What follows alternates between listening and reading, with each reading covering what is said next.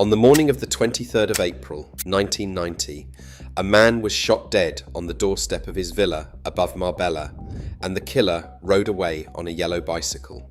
The man was Charlie Wilson, treasurer of the Great Train Robbery, Britain's most famous heist. He had come to the Spanish Sun to be safe. 20 years earlier, on that same glittering coast, Grace Kelly had sipped champagne at the opening of a marina built for royalty. The champagne and the bullet arrived on the same shore, and they were not a coincidence. Marbella had been built to attract the richest people on earth, and in doing so, it had built the perfect hiding place for the most wanted men in Britain. The very qualities that drew a Saudi king and a Hollywood princess drew the armed robbers of London to exactly the same square mile of coastline. Discretion, property bought with cash and no questions asked. And for 7 crucial years, a broken treaty that meant a British fugitive who reached this coast could not be sent home. By the middle of the 1980s, a Home Office official put it plainly. Around 100 Britons wanted in connection with major crimes were living openly in Spain. They were out in the open, on the terraces and in the sunshine, drinking in the same bars as the tourists who had read about them in the papers back home. 200 years ago, the stretch of Spanish coast we now call the Costa del Sol was among the poorest corners of Western Europe, a string of fishing villages between Malaga and the Rock of Gibraltar, scratching a living from sardines and sugarcane. Marbella itself was a town of a few thousand people, known for an iron foundry that had long since failed. Then, in 1947, a young aristocrat named Prince Alfonso von Hohenlohe bought a rundown farmhouse on the shore just west of the town. As the local story goes, he had first seen the place years before when his family's Rolls-Royce broke down on the coast road, and he was struck by the light coming off the water. Whatever brought him there, in 1954, Prince Alfonso turned the farmhouse into a small hotel of 20 bedrooms and called it the Marbella Club. It was the first luxury hotel on what would become known as the Golden Mile, and it did something no Spanish resort had managed before.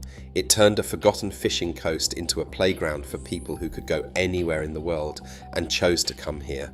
Word spread through the drawing rooms of Europe. Prince Alfonso seemed to know everyone, and everyone, it seemed, wanted an invitation. Film stars, deposed royalty, industrialists, and their mistresses came to lie on the sand where sardine boats had once been hauled up.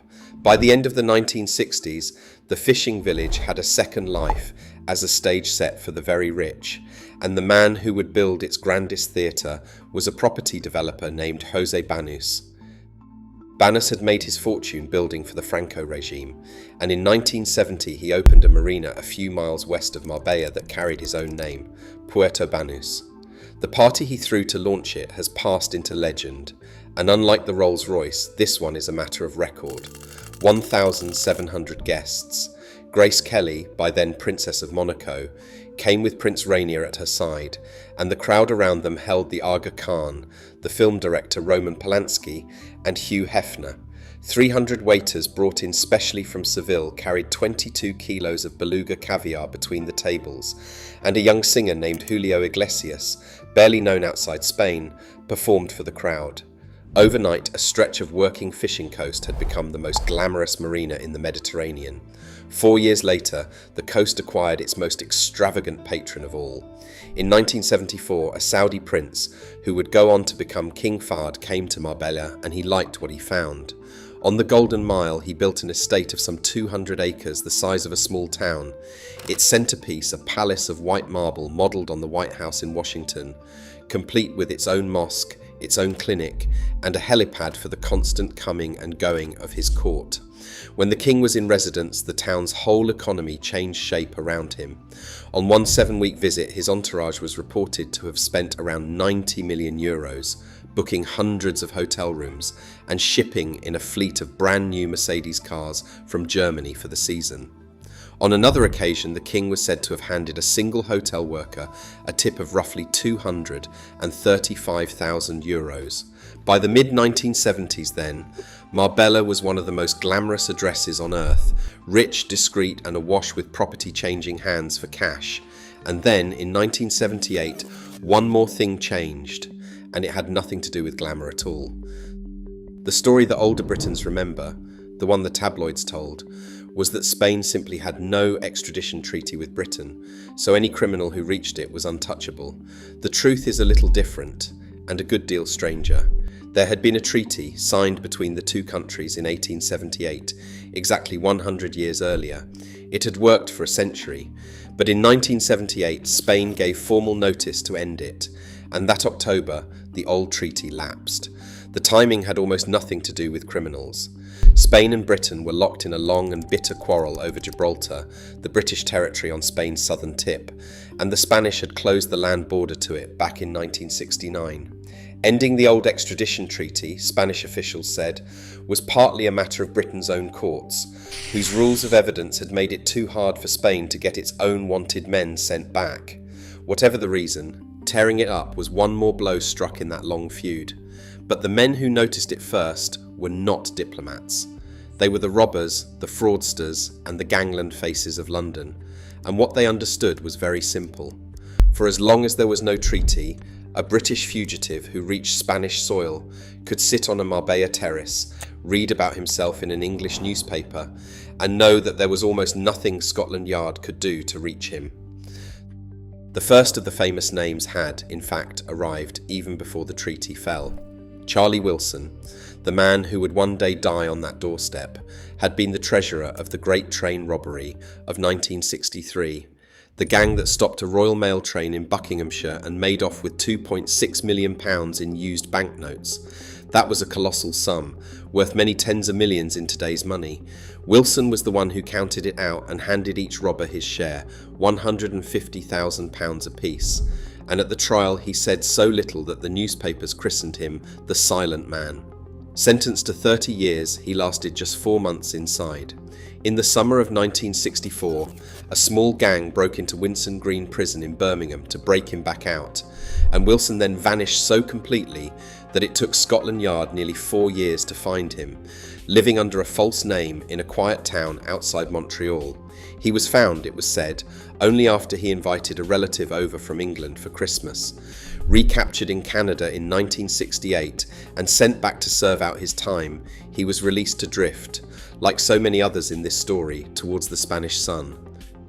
But the event that truly turned the Costa del Sol into a byword for British crime came in the spring of 1983. That April, a gang walked into the Security Express depot in Shoreditch in the East End of London and left with around £6 million, the largest cash robbery Britain had ever seen.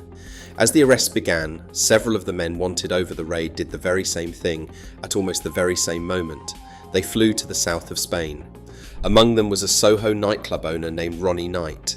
To the British public, Knight was already a familiar face because he was married to one of the best-loved actresses in the country, Barbara Windsor, the star of the Carry On films and later of EastEnders. While the newspapers wondered aloud where he had vanished to, Knight settled quietly on the coast, opened an Indian restaurant and a nightclub, and lived there for the best part of a decade, in plain view. He was one of 5 men the police came to call the Costa del Sol 5. Alongside him were the feared enforcer Freddie Foreman, Ronnie Everett, John Mason, and an old East End publican named Clifford Sachs, all of them wanted in connection with the Security Express raid, all of them living within a short drive of one another on the same stretch of sunlit coast. So many London faces washed up along those 40 miles that Foreman himself is reported to have said he heard more Cockney accents in Spain than he did back in London. The press gave the coast a new name, and it stuck fast: the Costa del Crime. It first appeared in print in an English newspaper in the summer of 1981, and within a few years every reader in Britain knew exactly what it meant. None of this was hidden. The men were not living in the shadows. British reporters flew out and photographed them by their pools, interviewed them over lunch and printed their tanned faces across the Sunday papers, and there was nothing anyone in London could do but read along. The men themselves were no secret at all. Reporters knew where they lived and said so in print. But the money that had flowed in with them moved a great deal more quietly, through Spanish bank accounts and half-finished building sites, and that was the part nobody was photographing. Ronnie's brother John, who had helped organise the raid, was far less fortunate. Caught in England, he was jailed for 22 years in 1985. A third brother, James, was given 8 years for handling the money. The family that had pulled off the biggest cash robbery in British history was split clean down the middle by a stretch of sea, some of them behind bars in England, some of them free in the Spanish sun, for as long as that sun held. And then came the robbery that would pour more money into the Spanish coast than all the others put together. In November 1983, 6 months after Security Express, a gang broke into the Brinksmat warehouse near Heathrow Airport, expecting to find a few £100,000 in cash. What they found instead was gold, 3 tons of it, stacked in boxes, along with diamonds and cash worth £26 million in all. It was so much money that the robbery changed the shape of the British underworld forever. Almost nobody could handle that quantity of stolen gold. It had to be melted down, disguised, and turned into clean money. And a great deal of that laundering ran straight through the property deals and the businesses of the Costa del Sol. Much of it went into bricks and mortar, into bars and restaurants and half-built apartment blocks along the coast, each perfectly legal purchase turning a little more stolen cash into clean Spanish property. The man who melted much of it was a Bristol jeweller named John Palmer, who kept a smelter in the garden of his own home. When he was brought to trial over the Brinksmat gold in 1987, the jury acquitted him, and Palmer, by one account, blew kisses to them from the dock. Palmer lived mainly out in the Canary Islands on Tenerife, where he built a timeshare empire, though he moved in the same world along the same coast as the rest of them. There was a saying in the London underworld that the Brinksmat gold was cursed, and the run of deaths around it did little to dispel the idea. Over the years, one person after another connected to that robbery and its laundering was murdered, in Britain and abroad. Charlie Wilson would become one of them. For a few golden years it must have seemed to the men on the terraces that the sunshine would simply last forever.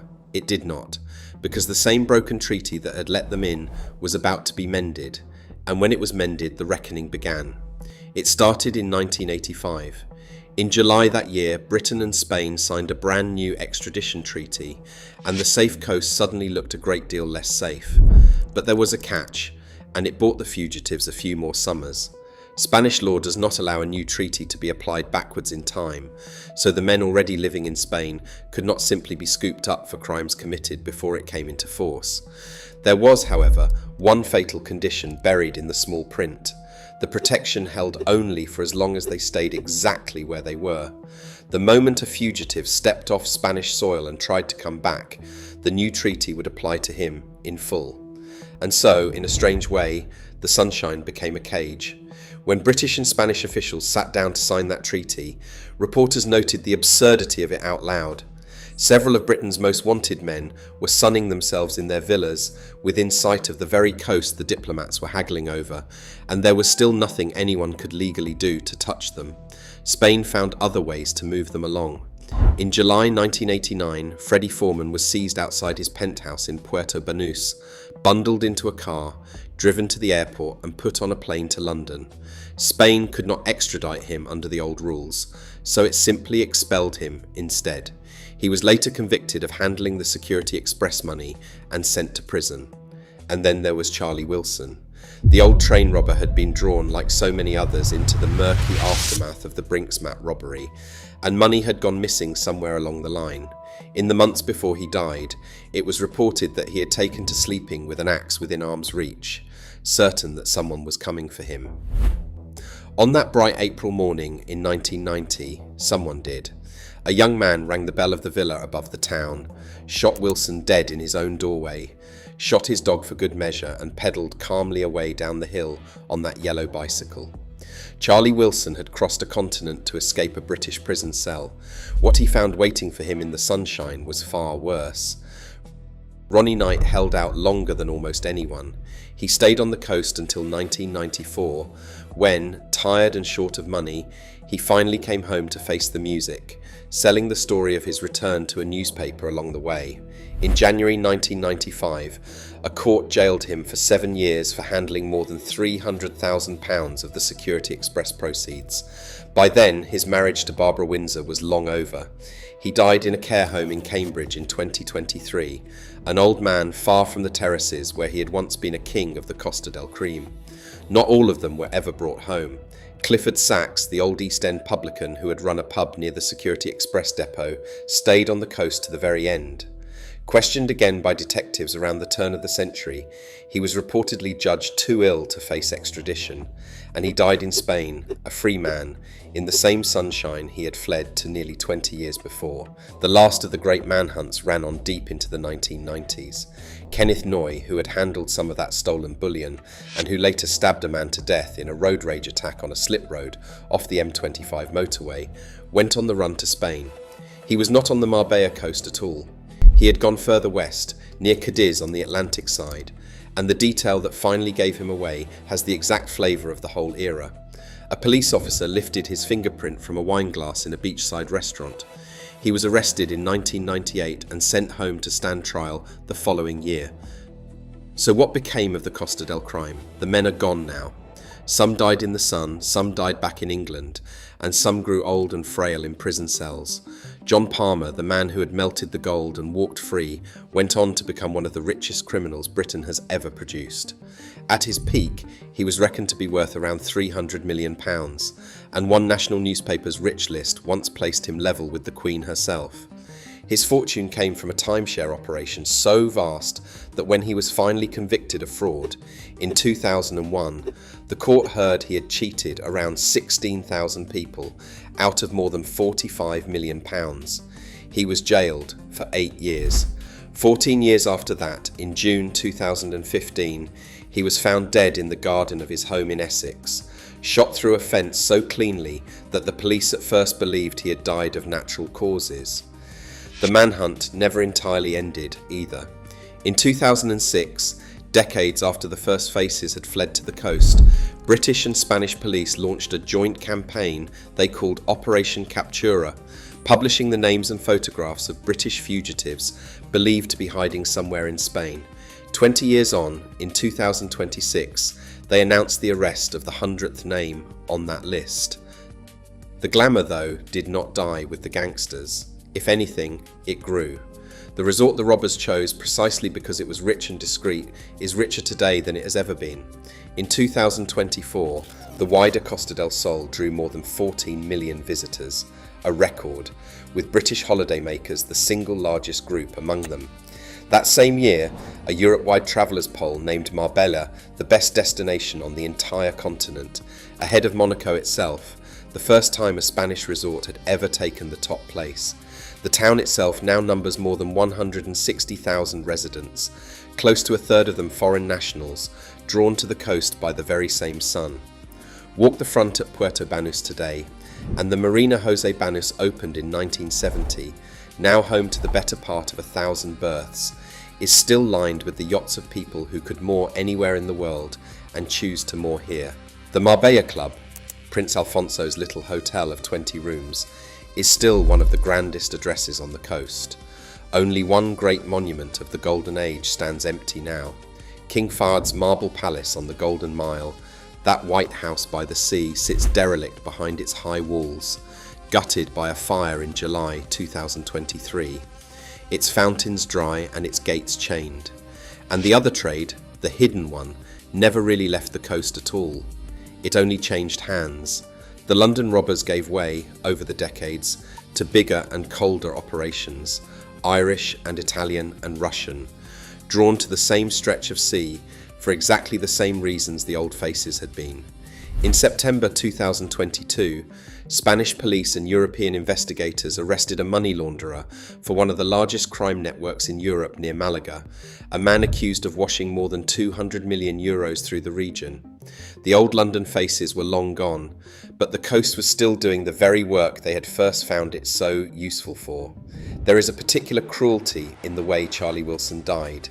He had pulled off the most famous robbery in British history, broken out of a British prison, crossed a continent and bought himself a villa in the most beautiful resort in Europe, a place built for kings and film stars. He had won, by every measure a robber counts, and the same discretion that had let him vanish so completely into that coast let the man on the yellow bicycle ride up the hill, unremarked by anyone, and ring his bell. The coast kept the gangsters' secrets faithfully, right up to the moment those secrets got them killed. Grace Kelly's champagne and the bullet on the doorstep were never really two different stories. They were the same coast, doing the same thing, to very different people. If you enjoyed this video, YouTube seems to think you are going to like the one now showing on your screen.